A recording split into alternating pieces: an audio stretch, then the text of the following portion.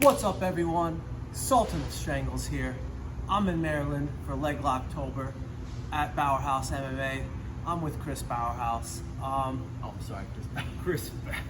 Chris, I'll take that. So, I've done some research on this gym, and I was extremely impressed. And the area that we're in, how popular it is. This gym has over 350 members. So one night we were having dinner, and I was just checking Chris's brain. I'm like, how did you build up this program? What were some takeaways?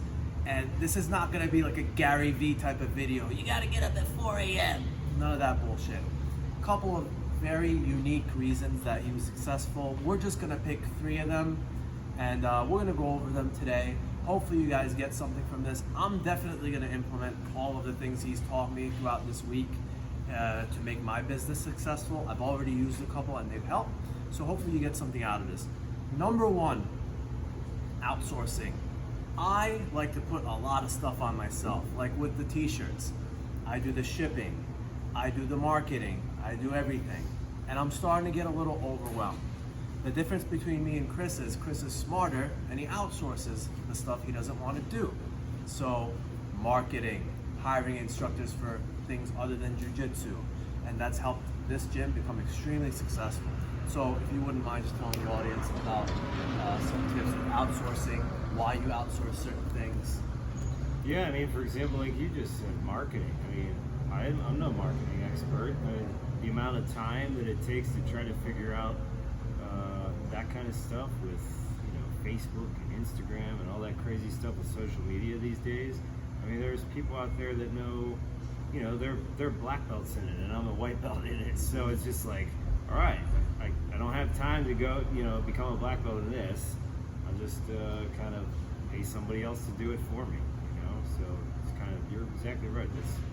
I found myself doing that quite a bit. Exactly. So, for example, one of the things that impressed me the most was the marketing outsourcing. What is that, man? The banging next door or something? So anyway, I try to market my stuff on Instagram by doing sponsored posts.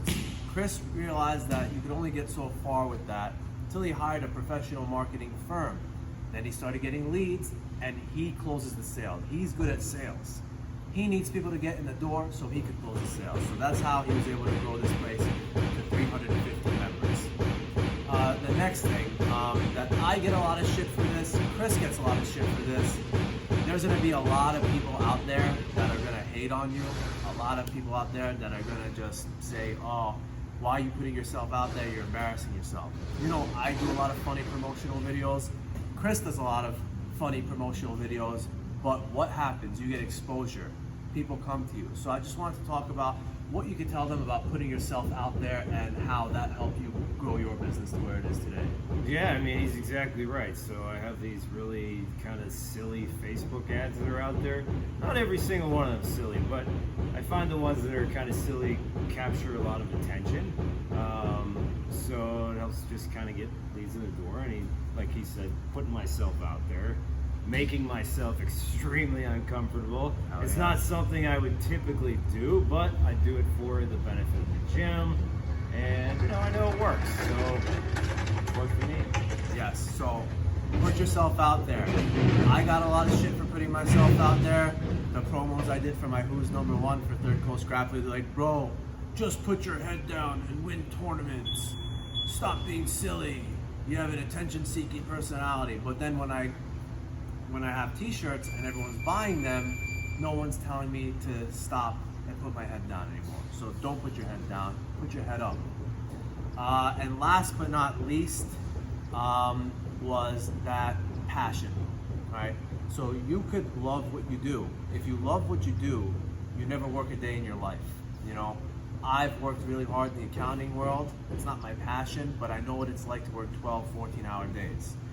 In jiu-jitsu, in teaching, seminars, t-shirt sales, I'll work 12, 14-hour days, and it's fun. I love it. So we're on to our next point. Can you tell them about, how it's, because you've worked other jobs. What's different between working on your passion and working a regular job, and why they should start working hard towards their passion? Well, what you said exactly. I couldn't agree with more. An 8-hour-a-day job doing something that you absolutely hate, it makes you feel like it takes all day long. You do something you love, you do it all day long, and it's like you can't wait until you get to wake up and do it again the next day. Not a lot of people get to experience that, unfortunately. So, just very grateful that I do every day, for sure. Awesome. So guys, if you got something out of this video, give it a like. Go over to Bauerhouse MMA Facebook page, Google page, give him 5 stars. He's been super hospitable for me. And last but not least, just want to say to you, if you want to become a powerhouse, get your ass over to Bauerhouse. Oh man.